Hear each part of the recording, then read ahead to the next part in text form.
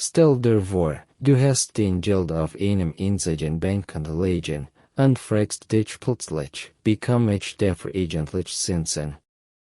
Ist mein Geld dort sicher? Und kann ich mit einem anderen Konto mehr aus meinem Ersparten machen? Genau hier beginnt das Problem, nicht jedes Bankkonto erfüllt denselben Zweck. Ein Girokonto ist praktisch für den Alltag. Ein Sparkonto den Hersamswerklichen. Geldmarktkonten nennen her Flexibilität mit Verzinsung verbinden, und befestigt wird den Geld für einen bestimmten Zeitraum angelegt, dafür erhältst du in der Regel einen vorher festgelegten Zinssatz. Aber welches Konto passt zu welchem Ziel? Willkommen bei Smart Money Instructor. In diesem Video erklären wir die wichtigsten Unterschiede zwischen Girokonten, Sparkonten, Geldmarktkonten und Festgeldanlagen, einfach, verständlich und unkompliziert verspreche. Beginnen wir mit dem Girokonto. Das Girokonto ist für die meisten Menschen das Zentralkonto im Alltag. Hier kommt normalerweise das Gehalt oder ein in der Regel Zahlungen. Von diesem Konto werden mit Strom, Versicherungen, Abonnements und andere laufende Rechnungen bezahlt.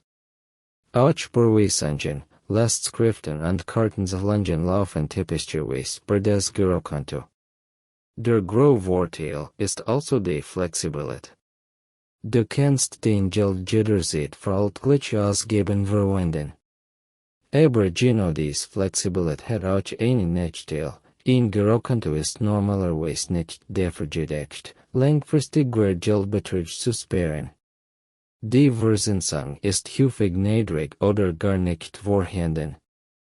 Wenn du also mehrere tausend Euro dauerhaft auf deinem Girokonto liegen hast, solltest du zumindest prüfen, ob ein Teil dieses Gelds auf einem besser verzinsten Konto sinnvoller aufgehoben wird. Und damit kommen wir zum Sparkonto. Ein Sparkonto ist grundsätzlich dafür gedacht, Geld zurückzulegen. Statt das Geld ständig für den täglichen Zahlungsverkehr zu verwenden, kannst du hier einen Betrag für bestimmt Ziel aufbewahren. Zum Beispiel für ein unerwartet oder Operator, ein Steueranschaffung, einen Urlaub oder einfach als finanzielle Reserve. Der entscheidende Vorteil eines Sparkontos ist die Trennung von Alltagsgeld und Rücklagen. Wenn dein Geld nicht ständig auf deinem Girokonto verfügbar ist, kann es psychologisch leichter sein, es nicht für spontan ausgeben anzutesten.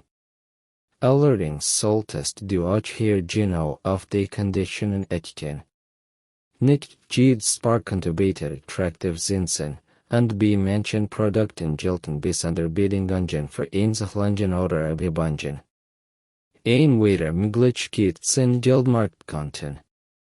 Sie liegen vom Prinzip her zwischen einem klassischen Zahlungskonto und einer stärker gebundenen Geldanlage.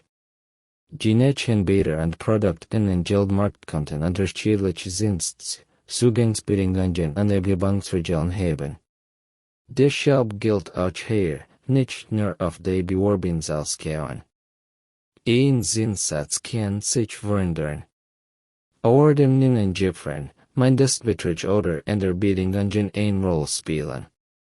Wenn du also bei ein Geldmarktkonto nachdenkst, solltest du immer die wohlständigen Konditionen lesen.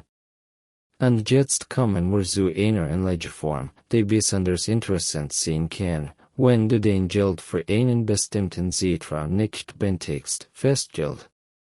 Beim Festgeld legst du den Geld für ein vorher vereinbarte Laufzeit an. Das kann beispielsweise ein bestimmter Zeitraum von mehreren Monaten oder Jahren sein. Im Gegensatz erhältst du normalerweise einen festgelegten Zinssatz für die vereinbarte Laufzeit. Der Vorteil liegt in der Planbarkeit. Du weißt bereits bei Vertragsabschluss, welcher Zinssatz für die vereinbarte Laufzeit gilt. Wenn du das Geld plötzlich benötigst, kann ein Vorzeitigkeitsvergang eingeschränkt sein oder sonstliche Bedingungen haben. Deshalb solltest du niemals den komplett finanziell Reserven festgeldbinden. Jetzt vergleichen wir Kontoarten noch einmal gehend in Fetch. Das Girokonto ist hauptsächlich für den täglichen Zahlungsverkehr gedeckt. Das Sparkonto eignet sich zum Zurücklegen von Geld und für finanzielle Rücklagen. Ein Geldmarktkonto kann interessant sein, wenn du Flexibilität mit einer möglichen Verzinsung kombinieren möchtest. Aber welches Konto ist nun das Beste? Die Antwort lautet, es kommt auf den Ziel an. Wenn du jeden Monat Rechnungen bezahlen musst, brauchst du ein Girokonto. Wenn du einen finanziellen Notgroschen aufbauen möchtest, kann ein flexibel verfügbares Sparkonto oder ein vergleichbares Verzinskonto sinnvoll sein. Wenn du einen geringen Betrag hast und Wert auf eine Kombination aus Verzinsung und Flexibilität legst, solltest du Geldmarktkonten vergleichen. Und wenn du sicher weißt, dass du einen bestimmten Geldbetrag für die vereinbarte Laufzeit nicht benötigst, kann Festgeld eine weitere Option sein. Wichtig ist außerdem die Sicherheit.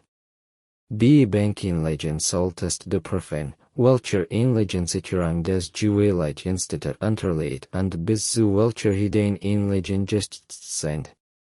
Gerade bei geringen Beträgen solltest du dich nicht ausschließlich vom höchsten beworbenen Zinssatz leiten lassen. Denn ein gutes Finanzprodukt ist nicht automatisch das mit dem höchsten Zinssatz. Insgesamt sind Sicherheit, Verfügbarkeit, Laufzeit, Gebühren und natürlich dein persönliches finanzielles Ziel. Und noch ein wichtiger Punkt, Zinsen können sich verändern. Ein Konto, das heute besonders attraktiv aussieht, muss nicht automatisch morgen noch die Bestwahl sein. Deshalb lohnt es sich, die Konditionen regelmäßig zu überprüfen. Am Ende geht es nicht darum, nur ein einziges Konto zu besitzen. Für viele Menschen kann es sinnvoll sein, verschiedene Konten für verschiedene Aufgaben zu verwenden, ein Konto für den täglichen Zahlungsverkehr, eins für Rücklagen und gegebenenfalls weitere Produkt für Geld, das längerfristig nicht benötigt wird. So bekommt dein Geld ein klare Aufgabe. Und genau das ist einer der wichtigsten Schritte beim persönlichen Finanzmanagement. Wenn du bisher dein Gesamtgeld auf einem einzigen Konto verwaltet hast, nimm dir einmal etwas Zeit und stell dir 3 Fragen. Wie viel Geld brauche ich jeden Monat für mein laufenden Ausgaben? Wie viel soll jederzeit als Notreserve verfügbar sein? Und wie viel Geld kann ich möglicherweise für einen längeren Zeitraum zurücklegen? Die Antworten auf diese Fragen können dir helfen, den Konten sinnvoller zu strukturieren. Natürlich ist dies Erklärung kein individuelle Finanzberatung. Bevor du Geld auf ein bestimmtes Konto beiträgst oder ein Anlage abschließt, solltest du die aktuellen Konditionen, Gebühren, Laufzeiten und Sicherungsbedingungen des jeweiligen Anbieters prüfen. Wenn dir dieses Video geholfen hat, die Unterschied zwischen Girokonto, Sparkonto, Geldmarktkonto und Festgeld besser zu verstehen, dann abonniere Smart Money Instructor und aktiviere die Glocke. Hier erklären wir Finanzthemen einfach, verständlich und Schritt für Schritt. Denn du musst kein Finanzexpert sein, um bessere Entscheidungen mit deinem Geld zu treffen. Du musst nur wissen, welche Möglichkeiten du hast. Bis zum nächsten Video bei Smart Money Instructor.